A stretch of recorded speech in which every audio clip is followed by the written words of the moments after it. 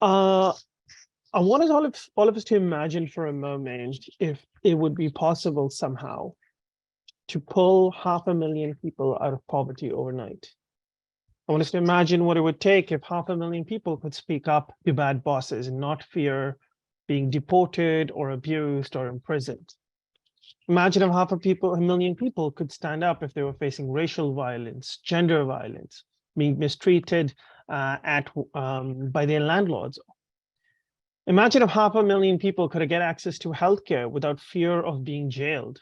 Imagine mothers being able to take their children to school without fear of being imprisoned. That is what we have in front of us today. We have an opportunity that is historic. We have an opportunity that has been decades in the making.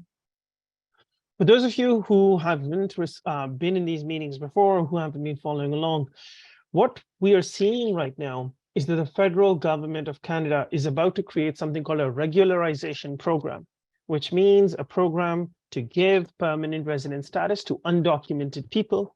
Undocumented people are migrants with no papers, no work permits, no study permits, no refugee. People with no immigration status who are denied basic rights and services have an opportunity right now to get full and permanent immigration status and therefore be able to be covered in the umbrella of rights that everyone else has.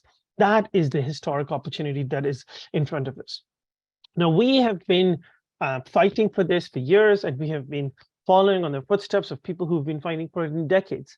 There has never been a program at this scale with this imagination, not just in Canada, but anywhere in the world. There have been regularization programs, but never at the type that we're talking about. Imagine 500,000 people plus their families.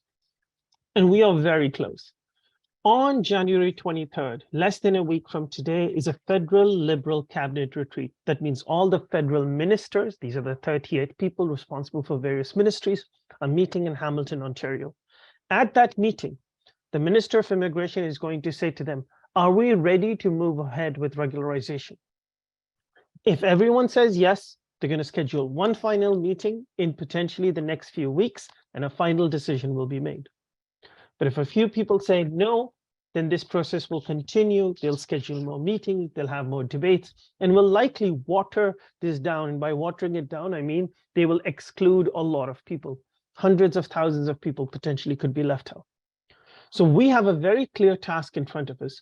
Between now and Friday, we need to make sure that every one of those 38 ministers, the minister of every different department in this country, hears from us.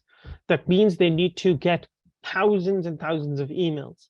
And we have a website tool that allows you to do just that. When you go to statusforall.ca, you can send a message to each and every one of them. So I'm here to ask you to make sure you, not only do you send a message, but you ask as many people as you know to send that message, because it will make a difference. Because they're going to leave their offices on Friday to land in Hamilton on Monday. The second thing we're trying to do is we need to call them. I know it might seem like a lot, but I'm asking each and every one of you to call 38 people. Pick up the phone. All of their numbers are on our website, and I know Pam has dropped it in the chat. Call each and every one of them and say to them, we know you're going to be discussing this come Monday. And on Monday, when the Minister of Immigration raises this issue, we want you to say no exclusions.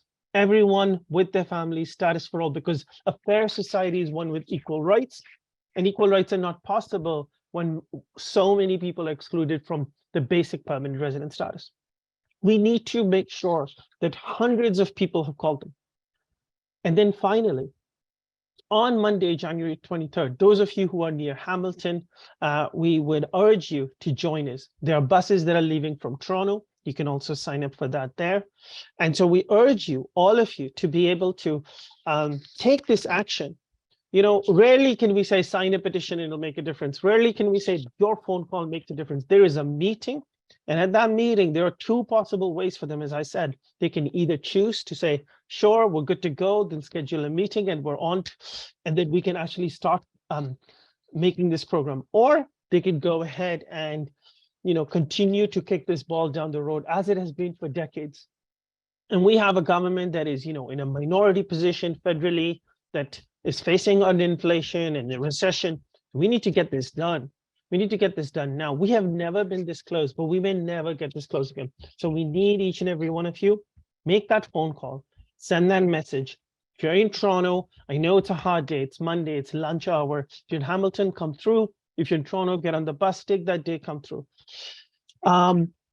We are also putting up posters at all 38 minister offices across the country. And there are 3 places in Ontario that we don't have people to put up posters in. So Pam will later reach out. These are folks in Mississauga and in Markham and in Ajax. If you're there, we need you to reach to us. But I want to reiterate, this is about pulling people, giving people the power to defend themselves. This is about giving people the power to protect themselves against bad bosses. This is a movement that has been led by migrants. We have migrant members from across the country who are already on their way to get to Hamilton because they can't fly and they don't have ID, so they're driving to get to this meeting on Monday. So people are standing up and fighting back, and we know collective action works. We always know collective action works.